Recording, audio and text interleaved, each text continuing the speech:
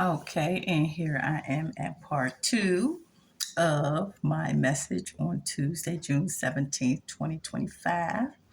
This is part two where I go into my repostings, I guess, or re-informing of last week, the week before Father's Day. I think was the last time I was on my social media saying hey to y'all.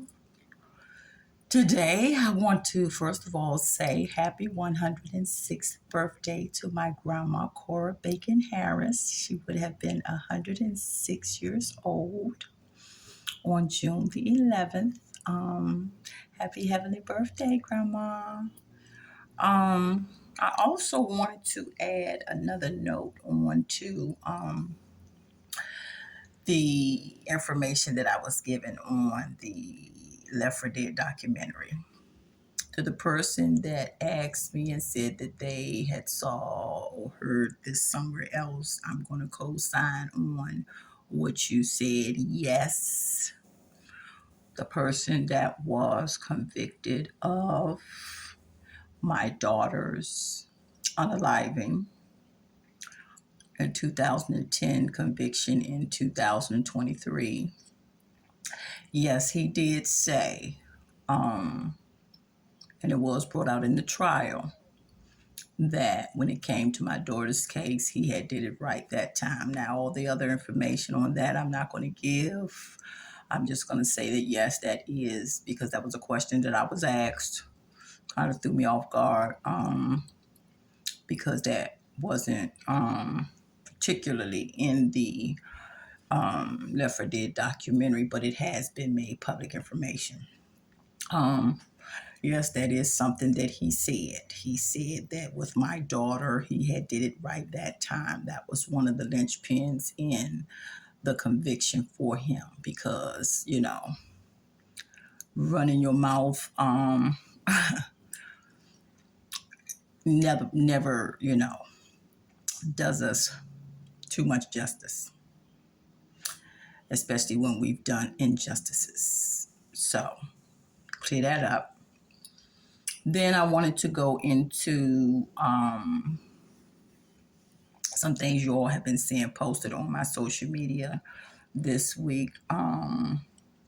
First case being was probably that you saw was Brittany Shantae Robinson, Mobile, Alabama case. The case is 13 years old. It was from back in 2012. The story was sent to me by family members. And I decided, yes, this would be one that I would profile on Unique to my social media platforms. First of all, Brittany was a 14-year-old girl, Mobile, Alabama. She went to her father's house for a weekend visit and was never returned to her mother. Now, her father had already had a conviction for, I believe it was unlawful custodial interference or something like that, back in 2013, where he had been convicted of that somehow or another. He got back into a position of being able to have Brittany again when she was 14. She went to his house for the weekend to spend with her father and never returned to her mother. There was a 1-week trial where I believe, personally, myself, that the prosecution team jumped the gun, figuratively, just took off to the races, where I'm glad I had certain people in Unique's case to keep me from doing that and to be able to sit me down and explain to me, now is not the time, Valencia. We're still trying to make this case as solid as possible. That case had, from what I saw, a lot of flaws in it where the prosecution is concerned. And that's just my opinion. First and foremost, jumping the gun, literally too soon in that case.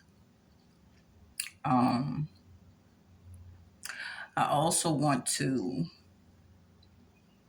do a remembrance dedication to a person whose friend reached out to me on my social media and asked me about a song that I had posted on one of my videos, and had given me a brief story about this person, and I pretty much instantly knew who they were talking about and responded back to them. And sure enough, it was the story of what I thought, Mia Zapata. Mia Catherine Zapata, Seattle, Washington, 1993. When I first heard Mia's story and saw footage of her, she put me so much in the mind of Janis Joplin until it was crazy. I was the first person that I thought about in comparison to Mia Catherine Zapata.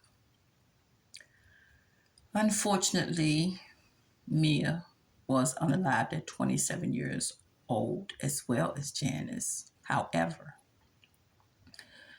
Mia was walking home from a listening party where she had just received some wonderful news. I